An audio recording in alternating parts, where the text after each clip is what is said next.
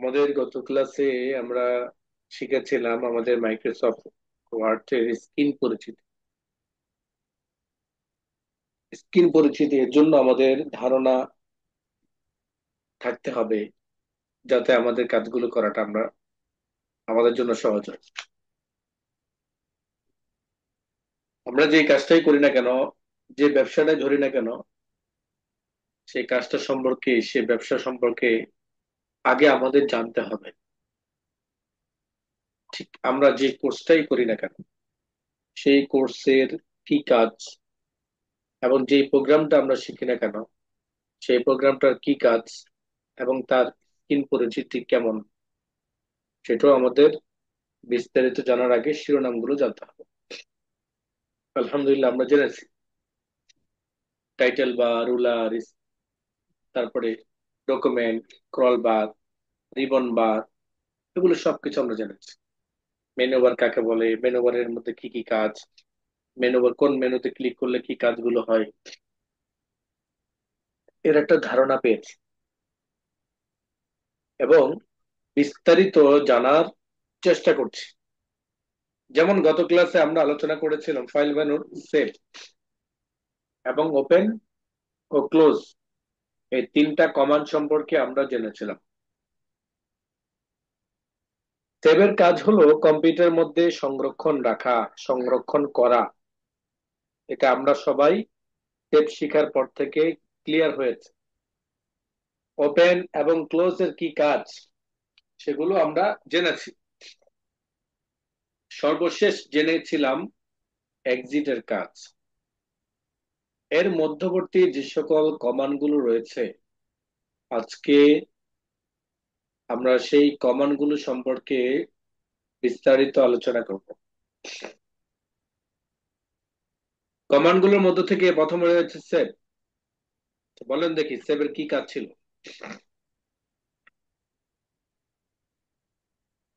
সেভের কি কাজ ছিল বলেন, যাদের এখান থেকে নয়েজ আসার সম্ভাবনা নেই, কেবল তারা কথা বলবেন। তাদের এখান থেকে আওয়াজ আসার সম্ভাবনা রয়েছে, সেভের কাজ হচ্ছে স্যার চুপ কোনো একটা থাকবে, ডকুমেন্টকে আপনারা মিউট সংরক্ষণ করবেন। করা। সেভ মানে সংরক্ষণ করা। কম্পিউটারের ভিতরে সংরক্ষণ করা, কি সংরক্ষণ করা? ডাটা সংরক্ষণ করা, তথ্য। কি সংরক্ষণ করা? লেখা, ডিজাইন, তাই না? জি জি স্যার। স্যার। মিউট করেন, মিউট। মিউট করেন, আমি কিন্তু আপনাদেরকে প্রথমে হাত জোর করেছি। করা অথবা যাদের এখানে নেটের সমস্যা, দয়া করে ইয়ে করবেন।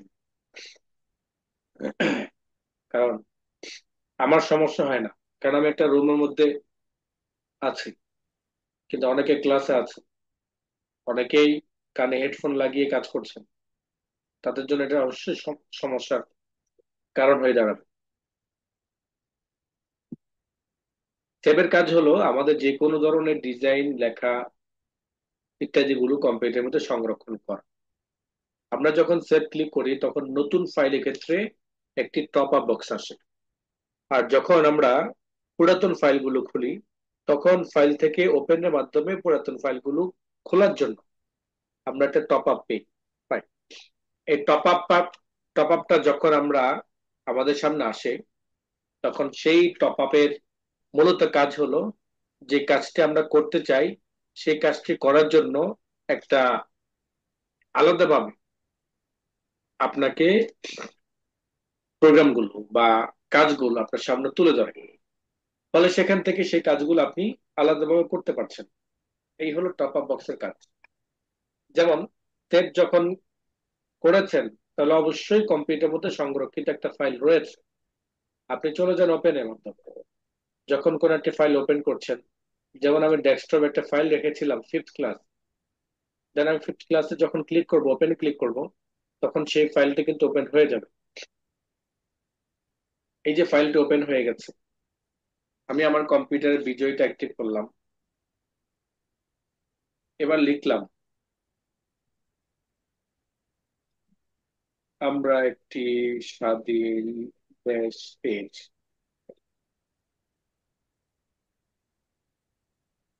স্বাধীন হওয়া সত্ত্বেও কেন যেন পরাধীনতা অনুভব করছি।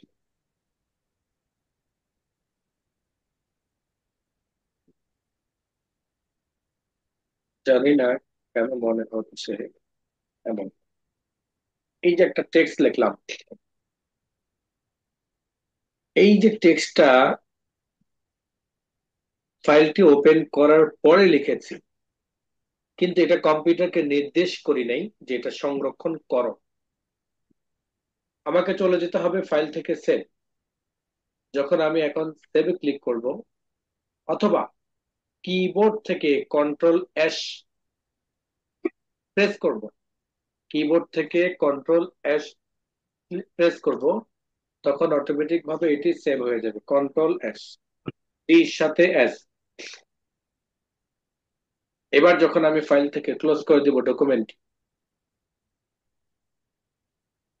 যখন ডকুমেন্টটি ক্লোজ করে দিব,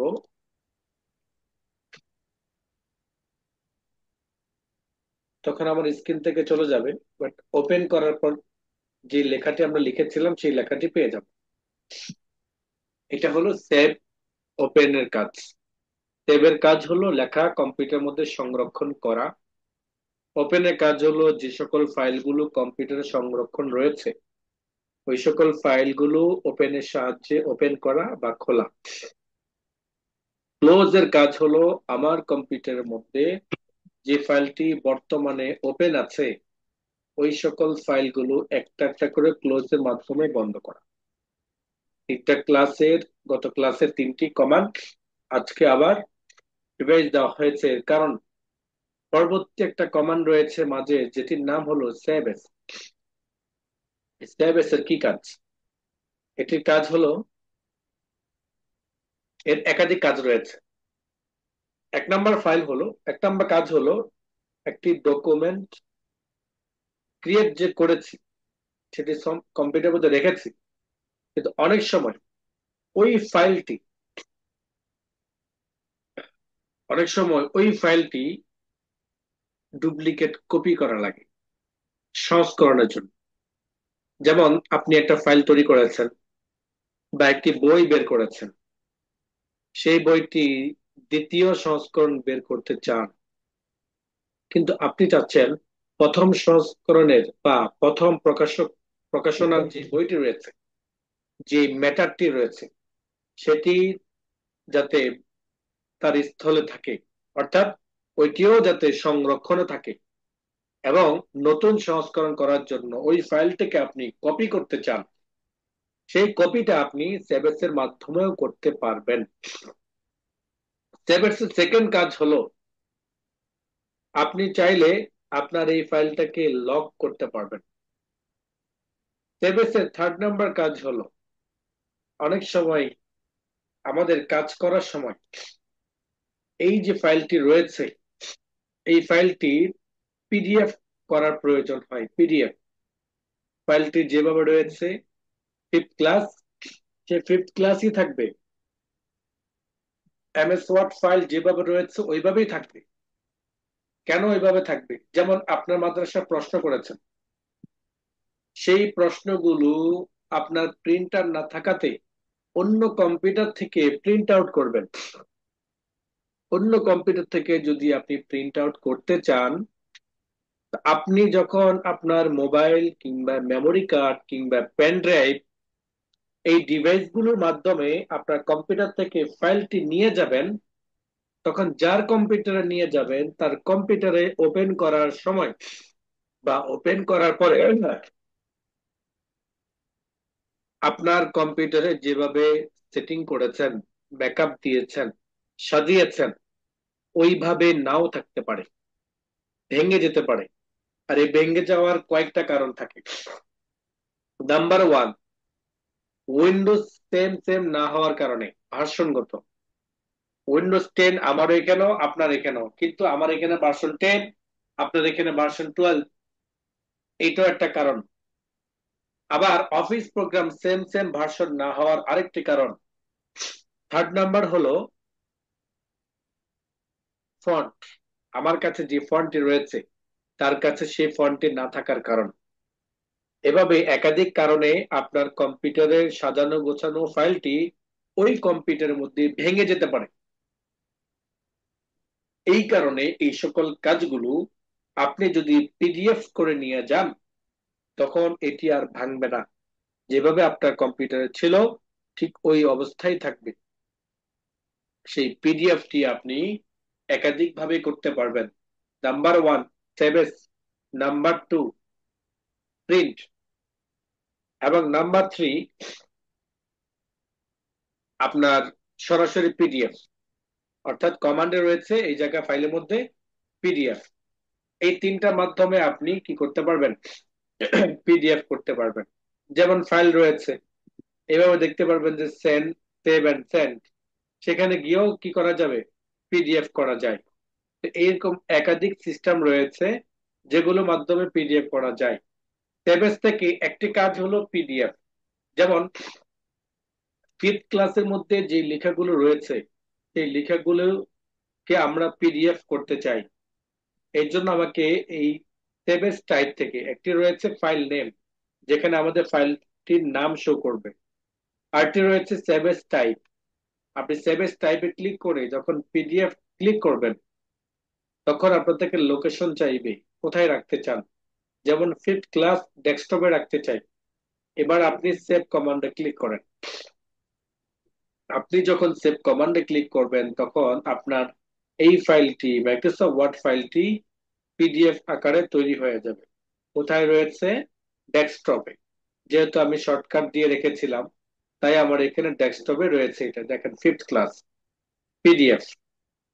এইভাবে আপনার মাইক্রোসফট ওয়ার্ড ফাইলটি যেভাবে মূল কম্পিউটার মূল ফাইলটি রয়েছে ওটি সেই অবস্থায় থাকবে।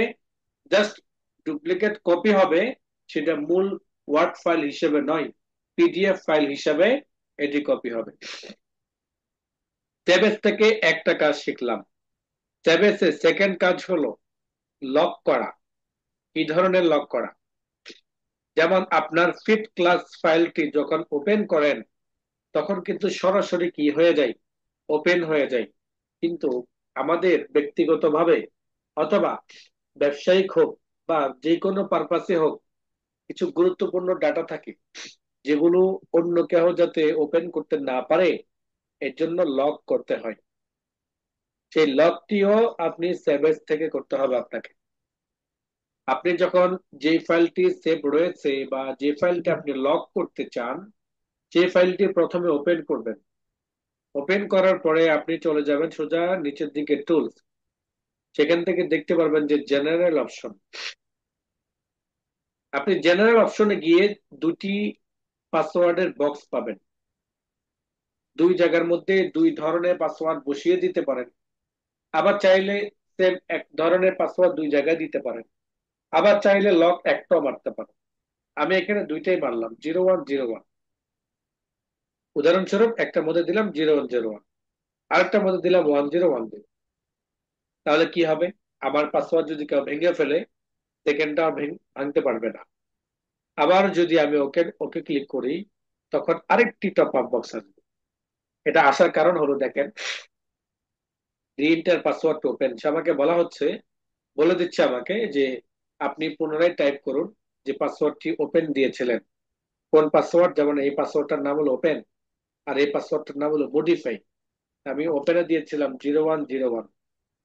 দেওয়ার পরে আবার ওকে দিব। ওকে দেওয়ার পরে এবার মডিফাই পাসওয়ার্ড যেটা দিয়েছিলাম সেটা যাচ্ছে 1010। দেন এবার ওকে বাটন প্রেস করেন। ওকে বাটন প্রেস করে যদি আপনি ক্লোজ করেন, তাহলে এখনো পর্যন্ত কিন্তু পাসওয়ার্ডটি কি হয় নাই? অ্যাক্টিভ হয় নাই। সেভ করার জন্য, অ্যাক্টিভ করার জন্য সেভ বাটন ক্লিক করতে হবে। তাহলে দেখেন আমার এই ফাইলটি বর্তমানে লক হয়ে গেছে। কিভাবে বুঝবো? ফাইলটি প্রথমে বন্ধ করে দেন, এরপর ফাইল থেকে ওপেনে গিয়ে সেই ফাইলটি খোলার ট্রাই করেন। যেমন দেখতে পাচ্ছেন এই পাসওয়ার্ড চাচ্ছে। আমি প্রথম পাসওয়ার্ড দিয়েছিলাম 0101। দেন ওকে বাটন প্রেস করলাম। সেকেন্ড পাসওয়ার্ড আমার থেকে চাচ্ছে 1010। ওকে বাটন প্রেস করেন। এইভাবে আপনার ফাইলটি যতবার ওপেন করবেন ততবারই পাসওয়ার্ড চাবে। অনেক সময় দেখা গেছে প্রাথমিকভাবে গুরুত্বপূর্ণ হলেও পরবর্তীতে এটি আহ চিন্তা করা হয়েছে যে না, পাসওয়ার্ড আমি বাদ দিয়ে দিব, অথবা পাসওয়ার্ডটি আমি চেঞ্জ করব। এই দুই ধরনের কাজ প্রয়োজন হতে পারে। তখন আপনি প্রথমে ওই ফাইলটি ওপেন করবেন। ফাইলটি ওপেন করার পরে ওপেনে যাবেন। ফাইলটি আমার ওপেন রয়েছে। এবার আবারও সেম ভাবে সেভ এসে যাবেন। সেভ এসে যাওয়ার পর পূর্বের মতো টুলসে যাবেন, জেনারেল অপশনে যাবেন। গিয়ে দেখতে পারবেন যে পাসওয়ার্ড গুলো রয়েছে। পুরাতন পাসওয়ার্ড গুলো কেটে নতুন পাসওয়ার্ড বসিয়ে দিবেন। অথবা আপনি যদি পাসওয়ার্ড রিমুভ করে ফেলতে চান, তাহলে পাসওয়ার্ড গুলোকে কেটে ওকে দিবেন। এরপর সেভ বাটন প্রেস করবেন। তখন দেখবেন যে এটি রিমুভ হয়ে গেছে। আমি কন্ট্রোল ডব্লিউ দিয়ে ফাইলটা ক্লোজ করলাম। কন্ট্রোল ডব্লিউ হলো ক্লোজ এর কাজ। ওপেন ক্লিক করলাম। দেন আমি ফিফথ ক্লাসে ক্লিক করে ওপেন ক্লিক করলাম। দেখেন সরাসরি ওপেন হয়ে গেছে। এইভাবে আমরা পাসওয়ার্ড রিমুভ করতে পারবো বা পাসওয়ার্ড চেঞ্জ করতে পারবো। পাসওয়ার্ড রিমুভ, পাসওয়ার্ড চেঞ্জ কিংবা পাসওয়ার্ড অ্যাক্টিভ, তিনটাই যদি আপনি করতে চান তাহলে প্রথমে ফাইলটি ওপেন করতে হবে। যে ফাইলটি লক করবেন সেই ফাইলটি ওপেন করতে হবে। সেই ফাইলটি ওপেন করার পর সেই ফাইলের ফাইল মেনু থেকে আপনাকে সেভ এসে গিয়ে কাজটি করতে হবে। তাহলে সেভ এস থেকে আমি দুটি কাজ করলাম। আরেকটি কাজ করতে পারবো সেভ এস থেকে আমি, সেটি হলো ডুপ্লিকেট করা। কি ডুপ্লিকেট ফাইল করা? যেমন আমার ফিফথ ক্লাসের একটা ফাইল রয়েছে, আমি আরেকটা ফাইল তৈরি করতে চাই। আমি ফিফথ ক্লাস ওয়ান প্রেস করলাম। জাস্ট আমি এই জায়গার মধ্যে নাম চেঞ্জের ক্ষেত্রে কোনো কিছু যদি রদ বদল করি, তখন পূর্বের ফাইলটা যেভাবে ছিল ওইভাবে, দেন অতিরিক্ত আরেকটা ডুপ্লিকেট ফাইল হয়ে যাবে ওই ফাইলের মধ্যে যা লেখা ছিল ওই ফাইলের লেখাগুলো সহ। এবার দেখেন আমি সেভ বাটন ক্লিক করলাম। টাইটেল বারে দেখেন কি রয়েছে, fifth class one. File menu থেকে আমি যখন আবার ওপেন যাব, সেখানে দেখবেন যে ফিফথ ক্লাস ওয়ান দুইটা ফাইল শো করছে। ফিফথ ক্লাস ওয়ান যদি আমি ওপেন করি, যে লেখাগুলো পাবো, যেমন এই লেখাগুলোকে আমি একটু কালার করে দিই। এটা হলো ফিফথ ক্লাস ওয়ান। আপনি যে ফাইলে গিয়ে যদি ওপেন ক্লিক করেন, এরপর যে ফিফথ ক্লাস পঞ্চম ক্লাসের মধ্যে ক্লিক করেন, দেখবেন যে সেম ওই ফাইলটা ওপেন হয়ে যাবে। ফিফথ ক্লাস যা লেখা রয়েছে, আর নিচে গিয়ে দেখবেন যে ফাইল ডাবল ওপেন করা আছে। দেখেন আমাদের ফিফথ ক্লাস ওয়ান দুইটা স্বতন্ত্র ফাইল। এই ফাইলের মধ্যে আমরা এখন যা কিছু করব ওই ফাইলের সাথে কোনো সম্পৃক্ততা নেই, সম্পূর্ণরূপে সেপারেট। এই ফাইলের সকল ডকুমেন্ট গুলো, তথ্যগুলো, যেমন প্রাইভেসির বিষয় থাকে বা নিরাপত্তার বিষয় থাকে, ঠিক ওই ফাইলের ক্ষেত্রে সেম। এর জন্য স্বতন্ত্র দুটি পরিবারের মতো দুটি ফাইল আলাদা আলাদা ভাবে তার তার তার তার গতিতে চলবে। এখানে কোনো কিছু ডিলিট করে ফেললো ওখান থেকে ডিলিট হবে এমন কিন্তু না। তাহলে দেখেন এই যে সেভেজ থেকে আমরা তিনটা কাজ শিখলাম, তিনটা কাজই গুরুত্বপূর্ণ। একটি হলো লক করা। এই লক করার জন্য, চেঞ্জ করার জন্য, অথবা লক নাম্বার রিমুভ করার জন্য আমাদেরকে প্রথমে ওপেন করতে হবে সেই ফাইলটি যে ফাইলটি লক করতে চাই। আর ওপেনের কাজ হলো পুরাতন যে সকল ফাইলগুলো রয়েছে ওই সকল ফাইলগুলো ওপেন করা। ওপেন করার জন্য এক কাজ, আর সিকিউরিটি দেওয়া অথবা ফাইল ডুপ্লিকেট করা অথবা পিডিএফ করা, এটার জন্য আরেক কমান্ড। তবে এই যে সেভেসের কাজগুলো করবেন, এই সাইবেসের কাজ করতে হলে আপনাকে অবশ্যই ওপেনের কোন একটি ফাইল ওপেন থাকতে হবে। ওপেন থাকার পরে গিয়ে এরপর আপনি সাইবেস থেকে বাকি কাজগুলো করতে পারবেন। ইনফরমেশন, ইনফরমেশন মানে হলো আপনার এই যে পঞ্চম ক্লাসের ওয়ান যে ফাইলটি রয়েছে ওই ফাইলের ইনফরমেশন লাগে। যেমন সিটি স্ক্যান বলতে পারেন, অথবা ফুল বডির একটা রিপোর্ট, আপনার কোন অঙ্গের মধ্যে কি কি সমস্যা রয়েছে, কোন অঙ্গ কখন তৈরি হয়েছে, তার ওজন কতটুক, কত তারিখে তৈরি হয়েছে, কত তারিখে আবার সংস্করণ করা হয়েছে, এই তথ্যগুলো আপনি ইনফরমেশনের মধ্যে পাবেন। আপনি যখন ইনফোতে ক্লিক করবেন তখন দেখতে পারবেন যে ডান পাশে ফাইলটির নাম, ফাইলটির ওজন, ফাইলটির মধ্যে পেজ রয়েছে কয়টা, শব্দ রয়েছে কয়টা, কয় মিনিট আগে এডিট করা হয়েছিল, দেন কত তারিখে তৈরি হয়েছিল, কত তারিখে মডিফাই করা হয়েছিল, আজকে কয়টা বাজে লাস্ট প্রিন্টেড, লাস্ট ওপেন করা হয়েছিল কয়টা বাজে, কত সেকেন্ডে। এই তথ্যগুলো আপনি ইনফরমেশনের মধ্যে পাবেন। রিসেন্ট, রিসেন্ট অর্থাৎ আপনি যে ওপেনের মাধ্যমে ফাইলটি ওপেন করেন, সেই ওপেন করতে গেলে আপনাকে ফাইল খুঁজে খুঁজে বের করতে হয় কোথায় রয়েছে ফাইল। আচ্ছা, খুঁজে বের করা লাগলো না, ধরেন আজকে সারাদিন যে সকল ফাইলগুলো, অথবা গতকাল অথবা গত 2 দিন আগে, এক কথায় সর্বশেষ যে সকল কাজগুলো করেছেন, সেই কাজগুলো যাতে আপনি এক নজরে পেয়ে যান দ্বিতীয়বার কাজ করার জন্য, ওই সকল ফাইলগুলো রিসেন্টের মধ্যেও জমা থাকে। আপনি চাইলে রিসেন্টের মাধ্যমেও এটি ওপেন করতে পারবেন। রিসেন্টে যখন ক্লিক করেছি তখন দেখেন fifth class, fifth class 1, new Microsoft Word, এবার প্রথম ক্লাস, তারপর ডিয়ার কনসার্ন, ভাউচার, এরকম নানান ধরনের ফাইলগুলো আমার এখানে রয়েছে। কোনোটার মধ্যে কোনোটা রয়েছে আমার 1 সপ্তাহ পূর্বে, কোনোটা রয়েছে গত 2 দিন যাবত। এক কথায় সর্বশেষের একটা লিমিট রয়েছে, এখানে এই পরিমাণ ফাইল এখানে জমা থাকতে পারে, আপনি চাইলে এই জায়গা থেকে ওপেন করতে পারেন। আমি ফোর্থ ক্লাসের মধ্যে ক্লিক করলাম, দেখেন ফোর্থ ক্লাস ওপেন করতে গিয়ে দেখলাম আমার এটি পাচ্ছে না, ফাইলটি যেই লোকেশন থেকে ওপেন করা হয়েছিল সেই লোকেশনের মধ্যে ফাইলটি নেই, তাই আমাকে মেসেজটি দিয়েছে। এক কথায় রিসেন্টের কাজ হলো রিসেন্টলি যে সকল ফাইলগুলো আপনি ওপেন করেছেন ওই সকল ফাইলগুলো আপনি রিসেন্টের মধ্যে পাবেন। আপনি যেমন পুরাতন একটি ফাইলের মধ্যে রয়েছেন, এর মধ্যে বস আপনাকে একটি নতুন কাজ দিল, বলা হলো আপনাকে যে এই কাজটা করে দাও, তা আপনি যেই ক্যাটাগরি কাজ করছেন তার বিপরীত কোনো ক্যাটাগরি কাজ হতে পারে, অথবা অন্য কোনো কাজ হতে পারে।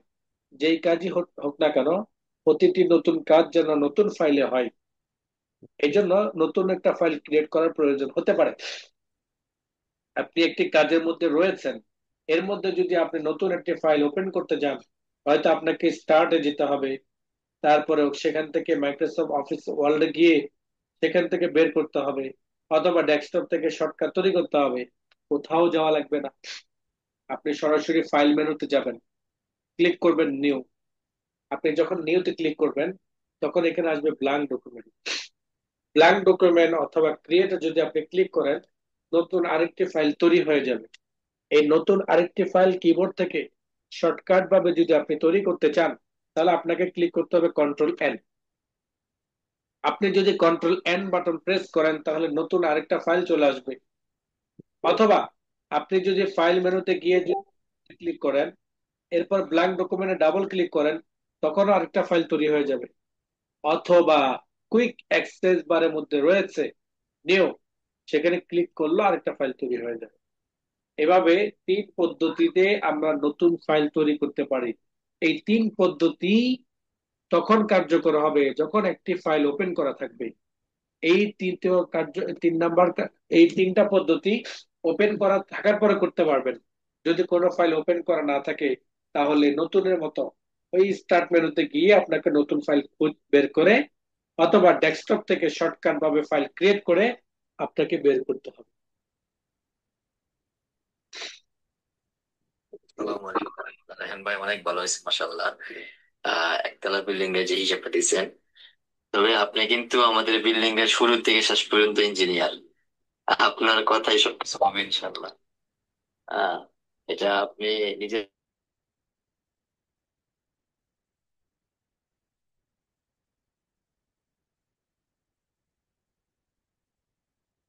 এরপর আসেন হলো প্রিন্ট। আপনি একটা কাজ করলেন, সুন্দর একটা ডিজাইন করলেন, কেমন ডিজাইন করলেন, এই যে বিল্ডিংটা করলেন আপনি কত সুন্দর করে, কত সুন্দর করে ডিজাইনটা করলেন। ডিজাইনটা যে আপনি করছেন, কিন্তু আপনি কিন্তু আজীবন কিন্তু আমাদের ডিজাইনার ইঞ্জিনিয়ার। সেই ইঞ্জিনিয়ারের ডিজাইনটা যদি কম্পিউটারের মধ্যে থাকে তাহলে তো অবশ্যই প্রিন্ট করতে হবে, তাই? শুধু মোবাইলে তো বলে দিলে হবে না যে আপনাকে আমি স্বীকৃতি দিয়ে দিলাম, কিন্তু এটা তো আপনাকে কম্পিউটার দেখাইলো, এটা তো প্রিন্ট করতে হবে। সেই প্রিন্টটা আপনি প্রিন্ট কমান্ডে গিয়ে করতে পারবেন। আপনি যখন কোনো ডিজাইন আপনার কম্পিউটার থাকবে, এরপর প্রিন্ট কমান্ডে যাবেন। সেই প্রিন্ট কমান্ড গিয়ে আপনার কিছু কাজ থাকে। প্রিন্টার কোন সাইজে করব, কোন প্রিন্টারে করব, সাদা কালো করব না রঙিন করব, এক পেজ বের করব না দুই পেজ বের করব, পাশাপাশি ভাবে বের করবো নাকি লম্বা লম্বি করে বের করব। তারপর রয়েছে আপনার এটাকে পিডিএফ করব না কি করব, এই যে কাজগুলো, এগুলো প্রিন্ট কমান্ড থেকে। প্রিন্ট কমান্ড থেকে সাধারণত আমরা দুই ক্যাটাগরি কাজ করি। নাম্বার ওয়ান, পিডিএফ করি। নাম্বার টু, প্রিন্ট করি। যেমন শুরুতে দেখতে পাচ্ছেন প্রিন্ট, প্রিন্টে গিয়ে প্রিন্ট ক্লিক করলে সরাসরি প্রিন্ট হয়ে যাবে যদি আপনার প্রিন্টার থাকে। সেকেন্ড হলো যদি আপনার একাধিক প্রিন্ট থাকে, একাধিক প্রিন্টার, কালার প্রিন্টার রয়েছে আলাদা, লেজার প্রিন্টার রয়েছে আলাদা, ফটোকপি মেশিন রয়েছে আলাদা, তারপর রঙিন প্রিন্টার রয়েছে আলাদা, আলাদা আলাদা তো প্রিন্টার থাকতেই পারে। দোকান যদি দিয়ে থাকেন তাহলে তো অবশ্যই থাকবে। তো সেই ক্ষেত্রে কম্পিউটার তো একটা, প্রিন্টার একাধিক হতে পারে, কম্পিউটার তো কিন্তু একটা। তো সেই ক্ষেত্রে আপনি এখান থেকে মার্ক করে দিতে পারবেন কোন প্রিন্টারের মধ্যে আপনি প্রিন্ট করবেন। যে প্রিন্টার আপনি প্রিন্ট করবেন সেই প্রিন্টারটাকে সিলেক্ট করবেন।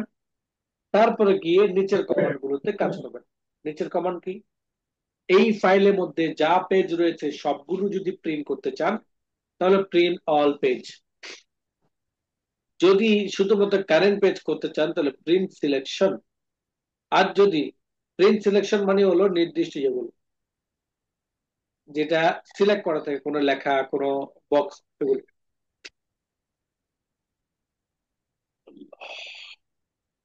প্রিন্ট কারেন্ট পেজ অর্থাৎ যে পেজের মধ্যে আপনার কার্সর রয়েছে বা বর্তমানে আপনি যে পেজের মধ্যে রয়েছেন সেই পেজটি প্রিন্ট করতে চাইলে প্রিন্ট কারেন্ট পেজ।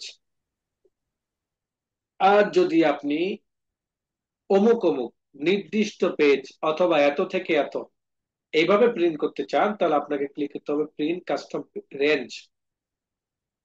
যেমন আপনার একটা ফাইল রয়েছে যেটার মধ্যে রয়েছে ধরেন 50 পেজ। এই 50 পেজ থেকে নির্দিষ্ট কিছু পেজ অথবা নির্দিষ্ট জায়গা থেকে ওই জায়গা পর্যন্ত এই মধ্যবর্তী পেজগুলো এইভাবে যদি প্রিন্ট করার কোনো নির্দেশনা আসে তখন আপনি যেভাবে করবেন। যেমন 4 নাম্বার পেজ প্রিন্ট করার জন্য বলা হয়েছে, 7 নাম্বার পেজ প্রিন্ট করার জন্য বলা হয়েছে, 12 নাম্বার পেজ প্রিন্ট করার জন্য বলা হয়েছে, তারপরে 18 নাম্বার পেজ বলা হয়েছে। তাহলে দেখেন প্রত্যেকটা নাম্বারের পরে আমি কি দিয়েছি, বলেন তো কি দিয়েছি? কে বল? কমা দিয়েছে। কমা দিস। তাহলে কমা দিয়ে বোঝানো হয় অমুক অমুক, কমা দিয়ে বোঝানো হয় কি? অমুক হুম। নির্দিষ্ট। অমুক অমুক। নির্দিষ্ট তো এত থেকে এত, এটাও তো নির্দিষ্ট। এটা বলতে হবে এই জায়গার মধ্যে অমুক অমুক। মিউট হয়ে যান, মিউট হয়ে যান। আর এই যে একজন ভিডিও অন রেখেছেন, অফ করে দেন। এখানে কমা ব্যবহার করার মাধ্যমে অমুক অমুক বোঝানো হচ্ছে। আর যদি বলা হয় এমন 27-38, তাহলে আপনি কি বুঝবেন? 27 থেকে 38। হ্যাঁ, এটাও কিন্তু নির্দিষ্ট পেজ, তাই না? দুই নির্দিষ্টের মধ্যে তফাৎ রয়েছে। একটি হাইপেনের মাধ্যমে থেকে বোঝানো হয় এত থেকে এত, আরেকটি কমার মাধ্যমে বোঝানো হয় অমুক অমুক। এই তুমি আসো, এই তুমি আসো, এই তুমি আসো, এটা হলো অমুক অমুক। আর যদি বলা হয় এই তোমার থেকে এই পর্যন্ত যারা যারা আসো সবাই আসো, দুটো তফাৎ বুঝতে পারছেন তো? এই এই তোমার থেকে এই পর্যন্ত যারা আছো, তো এই মধ্যবর্তী যে হাইপেনটা ব্যবহার করা হয়, হাইপেন দিয়ে কম্পিউটার বুঝতে পারে 27 নম্বর পেজ থেকে 38 নম্বর পেজ। শুধু এই পেজগুলো কি করার জন্য বলা হয়েছে? প্রিন্ট করার জন্য। ওকে, জি স্যার। এটা হলো প্রিন্টার সিলেক্ট করার পরে গিয়ে কাজ। প্রিন্টার সিলেক্ট করার পরে গিয়ে আপনি পেজ কোনটা কোনটা পেজ প্রিন্ট করবেন সেটা সিলেক্ট করলেন। অল করবেন নাকি কারেন্ট পেজ করবেন নাকি পেজ রেঞ্জ করবেন সেটাও সিলেক্ট করলেন। এরপরে স্টেপ কি? এরপরে স্টেপ হলো আপনি কিভাবে কালেক্ট করবেন। যেমন 27 থেকে 38, এটা একটা সেট, তাই না? এটা একটা কি জি সেট। set। মানে বলতে পারেন যে 27 থেকে 38 আজকের ক্লাসের বিষয়বস্তু। তা আজকের ক্লাস মানে হলো ধরেন ষষ্ঠ ক্লাস, ষষ্ঠ ক্লাসের শীট, বলি না? তাহলে আপনারা জি এখানে উপস্থিত আছেন 42 জন, তাহলে কয় সেট লাগবে? 42 সিট। 42 সেট লাগবে, তাই না? জি স্যার। 42 সেটটা কালেক্ট করবেন কিভাবে? যেমন 27 থেকে যদি আপনি 38 দিয়ে থাকেন, এইভাবে কি বের হবে? 27 থেকে 38 1, আবার 27 থেকে 38 2, আবার 27 থেকে 38 3, এভাবে চাচ্ছেন? নাকি 27টা বের হবে আগে 42টা, তারপরে 28 নম্বর পেজ বের হবে 42টা, তারপরে 29 নম্বর পেজ বের হবে 42টা? কোনটা চাচ্ছেন বলেন? বলেন কোনটা চাচ্ছেন? প্রথমটা 27 থেকে 38 পুরাটা এক কপি বের হবে, এরপরে আবার 27 থেকে 38। এক করে 27 থেকে আচ্ছা, 8 তো এটাকে বলে কালেক্ট। 42টা। এটাকে বলে কি কালেক্ট। মানে আপনি কিভাবে কালেক্ট করতে যাচ্ছেন? মানে এক পেজকে আগে 42 পেজ বের করতে চাচ্ছেন, নাকি ওই যে একটা সেট আগে একটা বের হবে, আবার সেট মিলাই মিলাই বের হবে? সেট মিলাই মিলাই যদি বের হয়, তাহলে আপনার কাজের সময় বাঁচলো না কমলো? বাড়লো না কমলো বলেন সময় সময়? বাঁচলো। সময় বাঁচলো। বাঁচলো। অনেক অনেক সময় বাঁচলো, অনেক। 42 জনের এই পৃষ্ঠা মিলাইতে যেতে আপনার 2 ঘন্টা চলে যাবে। 42 জনের এই 8 পৃষ্ঠা যদি আপনাকে ইয়ে করতে হয়, এই 8 পৃষ্ঠাকে আপনাকে টেবিলের উপর সাজাইতে হবে, এরপর একটা একটা করে নিয়ে একটা সেট, আরেকটা একটা করে নিয়ে আরেকটা সেট, এভাবে কালেক্ট করতে হবে আপনাকে, তাই না?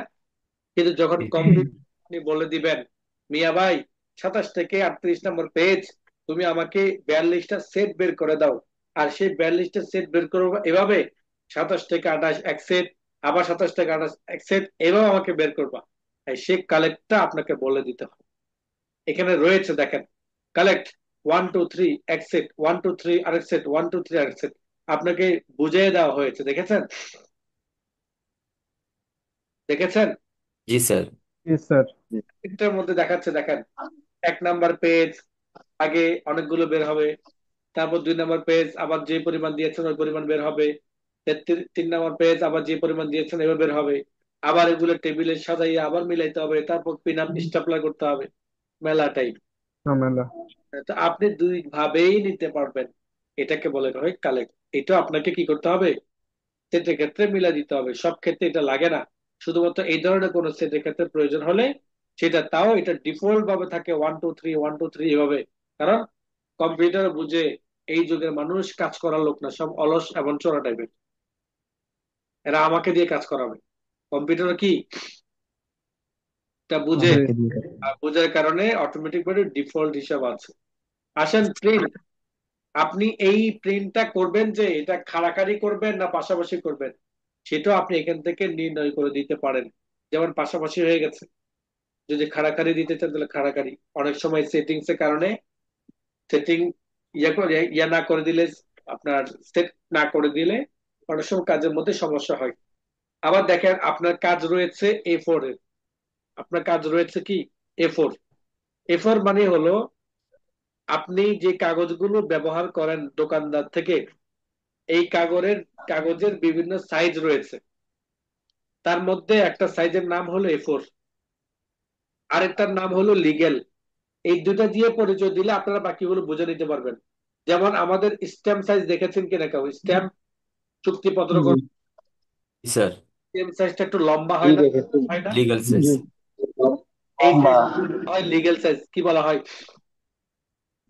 ঠিক লিগেল আছে। সাইজ। আবার আমরা যে কম্পিউটার দোকান থেকে, ফটোকপির দোকান থেকে বিভিন্ন জিনিস ফটোকপি করি, সাইজটা দেখেছেন, এটাকে বলা হয় A4। কি বলা হয়? A4 size.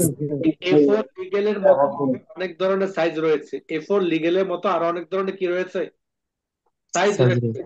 এই সাইজ গুলো দেখেন এখানে লিস্ট আকারে দেওয়া আছে। যখন পেজ সেট আপ শিখবেন তখন বিস্তারিত জানতে পারবেন। তার মানে হলো কোন পেপারে আমি প্রিন্ট দেবো সেটা এখান থেকে নির্ণয় করে দিতে পারি, মার্জিনটাও দরকার হলে আমরা করতে পারি। এই কাজগুলো হলো কমন, ঠিক আছে? এরপর আসেন হলো আপনি যে কালেক্ট করবেন, সেই কালেক্টটা তো বলেছেন কিভাবে কালেক্ট করবেন, এবং 27 থেকে আপনি 28 পর্যন্ত দিয়ে দিচ্ছেন, তাই না? জি 27 স্যার। থেকে 38 পর্যন্ত দিয়ে দিলেন। 27 থেকে 38 আপনি কালেক্ট করবেন কয়টা? 1 2 3, মানে এক সেট করে প্রিন্ট হবে। কিন্তু কয় সেট এটা তো আপনি কোথাও লেখেন না, লিখেছেন? না। না। এইটা লিখতে হবে, এই যে উপরে কপি কয়টা দরকার এটা আপনি লিখে দেন। যেমন এখানে 40টা সেট বের হবে। 40 লেখার পর এবার সর্বশেষে গিয়ে আপনি প্রিন্ট কমান্ডে ক্লিক করবেন। তখন দেখবেন যে আপনাকে আর কিছু করা লাগবে না, অটোমেটিক ভাবে এটা প্রিন্ট হয়ে ওই প্রিন্টারের ঢাকনার উপরে বসে থাকবে। ওকে? স্যার আবার যদি একটু বলতেন প্রিন্ট অন সাইডেড এই বিষয়টা। কোনটা কোনটা? যে প্রিন্ট ওয়ান সাইডেড। ও, প্রিন্ট ওয়ান সাইডেড মানে হলো কিছু কিছু প্রিন্টার মধ্যে রয়েছে আপনার ডুপ্লেক্স বের হয়, মানে একসাথে এপিটোপিট বের হয়ে আসে। এটা প্রিন্টারের বৈশিষ্ট্য, বুঝতে পারছেন? তো সেই ক্ষেত্রে এটা ব্যবহার করা হয়। এটা কিছু করা দরকার নেই, এটা অটোমেটিক ভাবে ওয়ান সাইড করাই আছে। যদি বুথ সাইড হয়ে থাকে, মানে উভয় পাশ, তো উভয় পাশের জন্য প্রিন্টার লাগে। ওই প্রিন্টার, সব প্রিন্টারে কিন্তু উভয় পাশ হয় না, এগুলো প্রিন্টারের বৈশিষ্ট্য। তবে স্ক্যানার যে প্রথমে প্রিন্টার গুলো স্যার, স্ক্যানার যে প্রিন্টার গুলো ওগুলোতে হবে নাকি?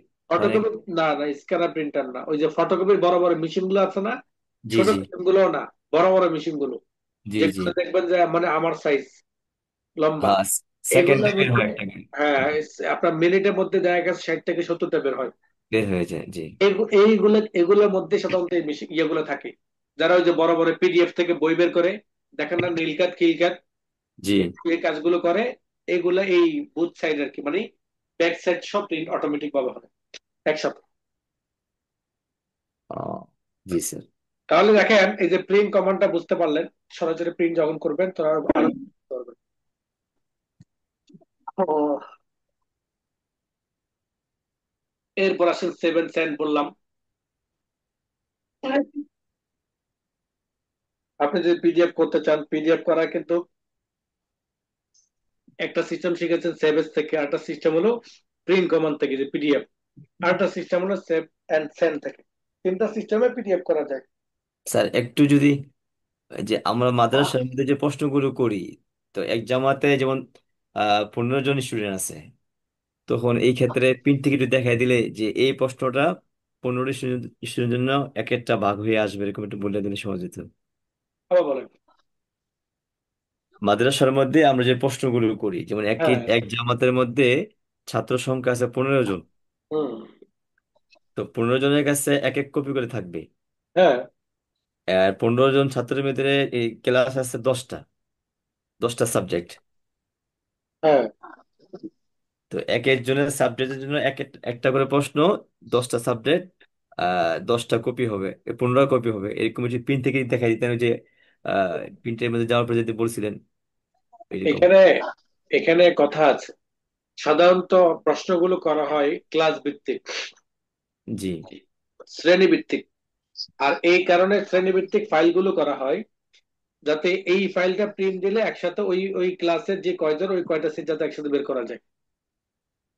বুঝতে হুম। পারছেন? তো সেক্ষেত্রে তো আপনি জাস্ট প্রিন্ট কমান্ড কপি দিয়ে দিবেন, কয় কপি দরকার, খানা খাই না বাদ দিছি দুই মাস থেকে। কপিতে ক্লিক করলে দরকার ওই কয়টা প্রিন্ট হবে। খামো আইছে খানে দে। বুঝতে আর পারছেন? তাহলে বেশি আইছে আমি ওদিকে জি আসবো। স্যার। আচ্ছা আমি ঠিক আছে। এত ব্যস্ত আপনারা, সত্যিকারই ক্লাসে আসেন না, বুঝাইতেছেন যে আমি ক্লাসে আছি।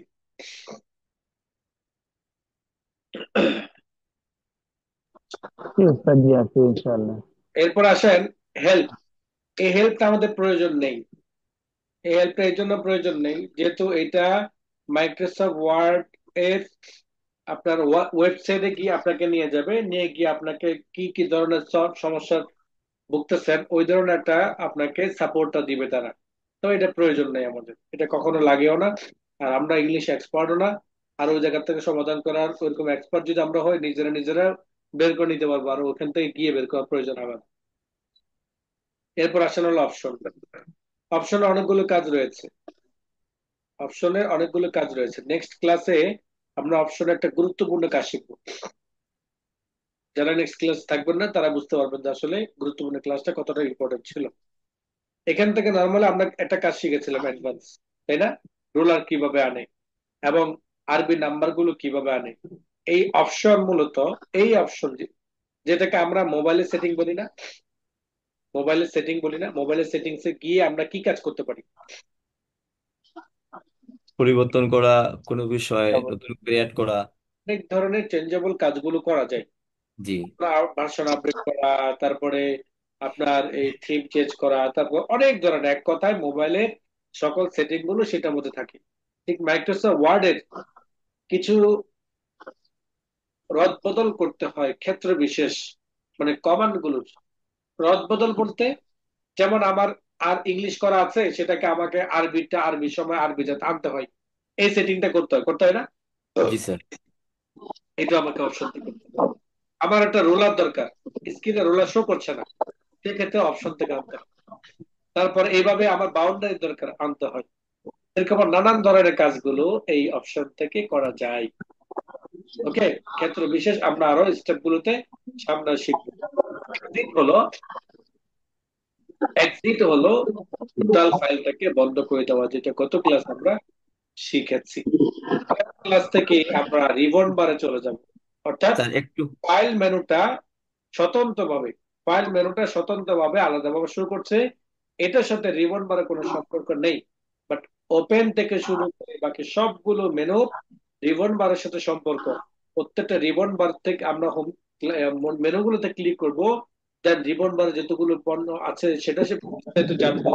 প্লাস প্রজেক্ট শিখবো আস্তে আস্তে। ক্লাস এ পর্যন্ত কারো কোনো প্রশ্ন থাকলে করতে পারেন। অনেকে বিরক্ত করছেন আসলে।